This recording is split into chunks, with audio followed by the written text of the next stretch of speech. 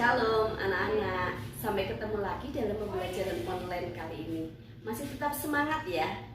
Pembelajaran online untuk kelas 4 mata pelajaran bahasa Jawa. Kali ini kita akan membahas tentang alat-alat yang digunakan di dalam pementasan wayang. Ana ing sakjroning pementasan wayang, saliyane wayang, alat-alat sing kudu dicepakake kuwi ana 6. Ya kuwi siji sing jenenge kelir. Apa kuwi kelir? Kelir ya kuwi kain ombo utawa jarit layar putih sing ombo sing digunakake kanggo mentasake wayang kulit. Angka loro ya kuwi sing dijenengke blencong. Blencong ya kuwi lampu sing kanggo nyinari rikala pementasan ana ing kelir. Angka telu ya kuwi kotak.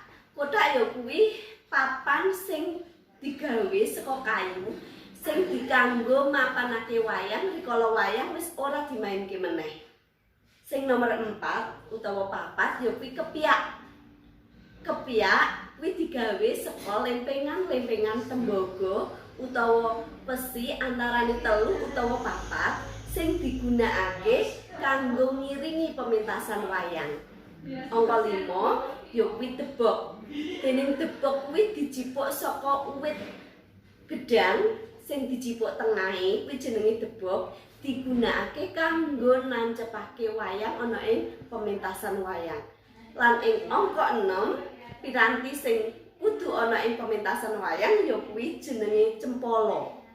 Cempala ya kuwi kayu sing ana pentole kanggo ngepreki wayang.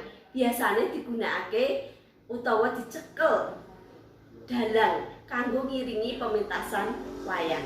Nah, anak-anak sudah jelaskan tentang alat-alat yang digunakan di dalam pementasan wayang.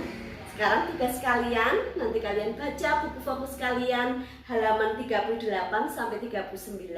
Nah, di halaman 39 di situ ada beberapa soal, ada 5 soal yang harus kalian kerjakan. Boleh kerjakan di rumah di buku itu. Setelah selesai kalian foto dan kirim ke Miss Marta. Terima kasih.